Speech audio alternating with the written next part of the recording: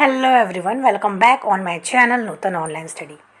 आज हम अपनी इस वीडियो में न्यू एजुकेशन पॉलिसी 1986, जिसे हिंदी में नई शिक्षा नीति 1986 कहते हैं, उसके बारे में जानेंगे। ये वीडियो इंग्लिश और हिंदी दोनों में भी आप इसका कंटेंट देख सकते हैं। पीडीएफ अगर आपको चाहिए तो आपको केवल क्या करना है, मुझे कमेंट सेक्शन में कमेंट करना है, ठीक है। और अगर आपको सेम वीडियो इंग्लिश में चाहिए तो आपको मेरा दूसरा चैनल है जिसका नाम है lesson plan corner, make sure उसको ज़रूर सब्सक्राइब कीजिए और वहाँ पे आपको सारी वीडियो इंग्लिश में मिलेगी, प्लस पीडीएफ भी मिल जाएगा। तो चलिए बिना किसी देरी के हम लोग ये वीडियो शुरू करते हैं।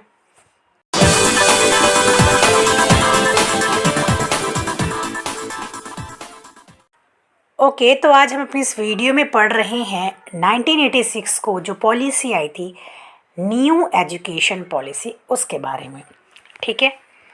अब जो 1986 के पहले भी पॉलिसीज़ आई थी जो कि 1968 में आई थी। 1968 में क्यों आई थी? क्योंकि देखिए यहाँ पे देखिए 6 को कोठारी कमीशन ने जो अपनी रिपोर्ट जो सबमिट की थी सेंट्रल गवर्नमेंट को, उसमें बहुत अच्छे अच्छे रिकमेंडेशंस बताए गए थे जिससे कि देश की उन्नति हो सकती है। देश की जो शिक्षा एजुकेशन की जो व्यवस्था है उसमें सुधार लाने के लिए कई सारे रिकमेंडेशन बताए गए थे, ठीक है। तो यहाँ पे क्या हुआ, यहाँ पे देखिए उसके बाद क्या हुआ, इंदिरा गांधी ने नेशनल एजुकेशन पॉलिसी 1968 को डिक्लेयर कर दिया। कब किया? 1968 को। लेकिन ये कुछ खास सक्सेसफुल नहीं हो पाया, कुछ खास इसका असर नहीं हो पाया। तो क्या हुआ कि उसके बाद राजीव गांधी ने 1986 को भी एक न्यू एजुकेशन पॉलिसी यहाँ पे देखिए डिक्लेयर कर दिया, जिसके बारे में आज हम लोग पढ़ रहे हैं, जिसका नाम है एनपीई, नेशनल एजुकेशन पॉलिसी, ठीक है, जो कि 1986 को किसके द्वारा लीड किया गया? राजीव गांधी की।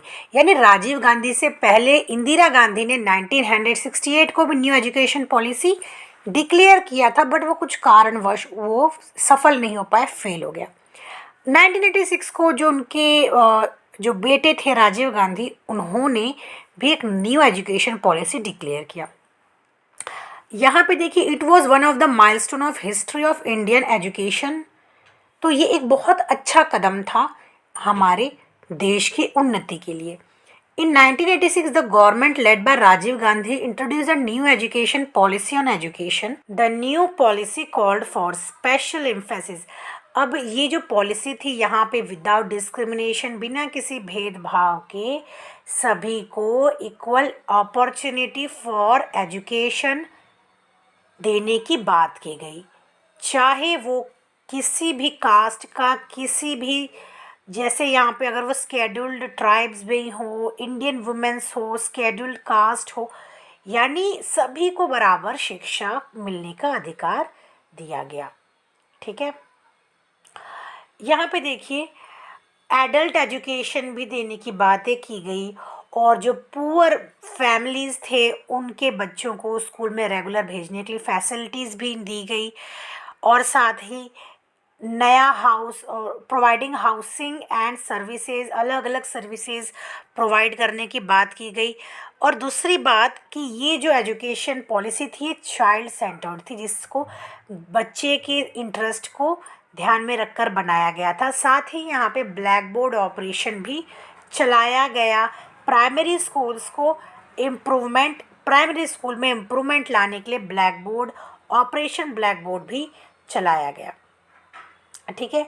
The policy expanded the open university system with the Indira Gandhi national open university which had been created in 1985.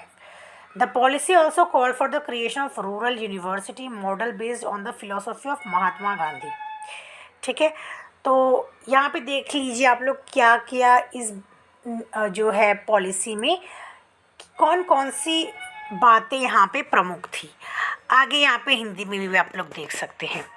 ये जो डॉक्यूमेंट था जो 1986 में बनाया गया, इसके 12 पार्ट्स यानी 12 खंड थे और 157 पैराग्राफ्स में इसको अच्छी तरीके से एक्सप्लेन किया गया। फर्स्ट पेज में यह बात बताया गया, क्या बताया गया कि जो नेशनल एजुकेशन पॉलिसी जो 1968 में इंदिरा गांधी के द्वारा जो बनाया गया था, जिसमें कि 10+2+3 एजुकेशनल पॉलिसी भी लागू किया गया था, उसका एक बहुत ही अच्छा असर रहा, अहम भूमिका रही शिक्षा के क्षेत्र में। ठीक है, और एजुकेशन पॉलिसी को इंडिया के हर एक स्टेट में लागू किया गया और 90% पीपल्स बच्चों को यहाँ पे मैथ्स और science as a compulsory subject school में पढ़ाया गया। हालांकि यह जो चीज़ें हैं काफ़ी फैसिनेटिंग है, लेकिन कुछ प्रॉब्लम्स के चलते, जैसे इकोनॉमिक कंडीशन के चलते और कई सारे सोशल इंस्टीट्यूशन थे जिसकी एब्सेंस के चलते ये जो रिकमेंडेशंस थे 1968 के, वह अच्छी तरीके से लागू नहीं हो सकी। ठीक है, यह फर्स्ट पेज में कह दिया गया। सेकंड में देखिए, सेकंड में क्या किया गया। In this second part it has been declared that education, यहाँ पे ये बताया गया कि एजुकेशन की कितनी ज़्यादा ज़रूरत है हमारे इंडिया के एजुकेशन सिस्टम को रन करने के लिए, जिससे कि एक मैन है, एक ह्यूमन बीइंग है, वो अपनी लाइफ फ्रीडम के साथ, इक्वालिटी के साथ, जस्टिस के साथ अच्छे तरीके से क्या कर सके, चला सके, जिससे उसका प्रेजेंट और फ्यूचर यानी उसका जो आज है और आने वाला कल है वो भी सेफ हो सके। तो सेकंड पार्ट में बताया गया कि एजुकेशन कितनी ज़्यादा इम्पोर्टेंट है। थर्ड यहाँ पे देखिए, the national system of education. ठीक है, तो उनका क्या मानना था, थर्ड खंड में क्या बताया गया कि जो यहाँ पे देखिए नेशनल करिकुलम या जो करिकुलम होना चाहिए वो फ्लेक्सिबल होना चाहिए। ठीक है, it should include the history of India's freedom, यानी कि हमारे इंडिया को किस तरीके से फ्रीडम मिला, आज़ादी मिला, ये सारी बातें उसमें बताई जानी चाहिए, बच्चों को सिखाई जानी चाहिए। ठीक है, यहाँ पे देखिए, these elements will cut across subject areas and will be designed to promote values such as India's common cultural heritage,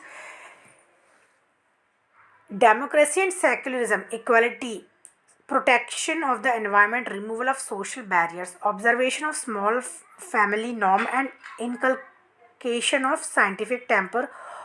ठीक है, तो यहाँ पे बेसिकली क्या बताया गया कि किस तरीके से the national system of education, किस तरीके से हमारे जो राष्ट्रीय शिक्षा का जो अभियान है वो किस, उसमें कौन कौन सी फ्रीडम और कौन कौन सी बातों का ध्यान में रखना चाहिए और करिकुलम कैसे सेट किया जाना चाहिए। ठीक है, फिर आगे देखते हैं फोर्थ में क्या कहा गया कि सभी को शिक्षा का समान अधिकार मिलना चाहिए। ठीक है, वो छोटे हो वो बड़े हो, कोई भी धर्म से परे, जाति से उठकर सभी को शिक्षा का बराबर अधिकार मिलना चाहिए, कोई भी डिस्क्रिमिनेशन नहीं किया जाना चाहिए। ठीक है, फिफ्थ यहाँ पे देखिए, early childhood care and education. तो यहाँ पे क्या कहा गया कि यहाँ पे देखिए, the national policy on children specially emphasise investment in the development of young, यानी जो छोटे बच्चे हैं, जो यंग बच्चे हैं, जो चिल्ड्रन है, छोटे बच्चे, उनके लिए particularly children from section of population in which general learner predominate, recognizing the holistic nature of child।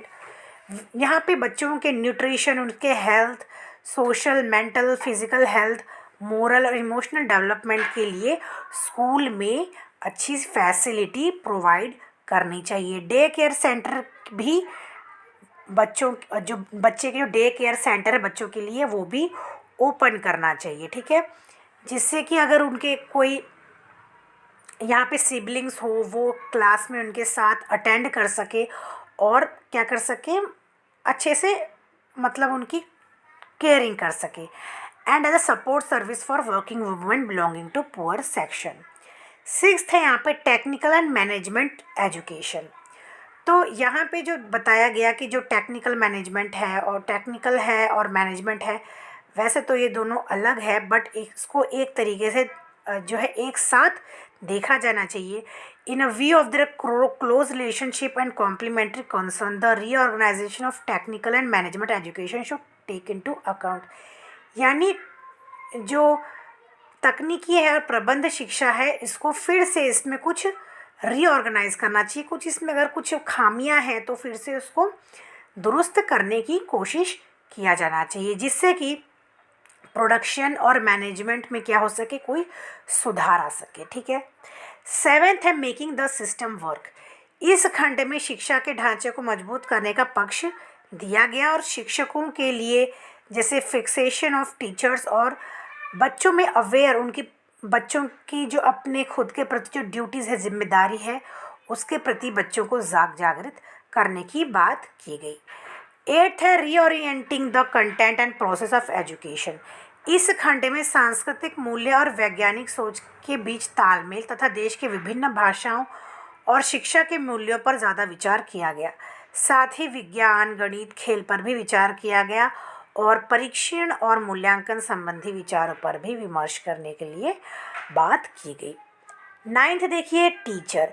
यहाँ पे टीचर के रोल को, टीचर का जो है शिक्षा में जो अहम भूमिका है, उसको इम्पोर्टेंस माना गया और टीचर के वेतन को भी बढ़ाने के ये पक्ष में थे और टीचर ट्रेनिंग प्रोग्राम में बहुत सारे सजेशन और उसको रिफॉर्म करने के पक्ष में। टेंथ है मैनेजमेंट ऑफ एजुकेशन।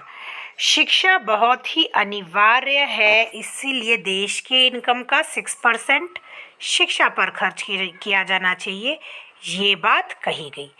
11th है रिसोर्सेज एंड रिव्यू। यानी कि 1986 में भी जो एजुकेशन पॉलिसी आई थी, उसमें कहा गया था कि हर 5 साल में रिव्यू करना है। तो यही बात सेम 1986 में भी जो एजुकेशन पॉलिसी है, उसमें वो बात कही गई कि हर 5 साल में रिव्यू किया जाना चाहिए कि जो भी रिकमेंडेशन है वो लागू हो रही है या नहीं, या फिर क्या इम्प्रूवमेंट की ज़रूरत है।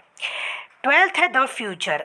अंतिम पन्नों में क्या कहा गया कि हम लोग आगामी भविष्य में शिक्षा के जितने भी लक्ष्य हैं सभी को प्राप्त करने की इच्छा रखते हैं और पूरा कर लेंगे। ठीक है, ओके। अब इसके बाद यहाँ पे देखिए, ये जो प्लान था, document of plan of action, ये 24 पार्ट्स में डिवाइड किया गया है। अब 24 पार्ट्स हम लोग नेक्स्ट वीडियो में पढ़ेंगे। ठीक है, वो वीडियो देखना मत भूलिएगा, जहाँ पे हम लोग इसके जो 24 पार्ट्स हैं एक्शन, प्लान ऑफ एक्शन के, वो जानेंगे। ठीक है, मिलते हैं नेक्स्ट वीडियो में। Till then bye bye and take care.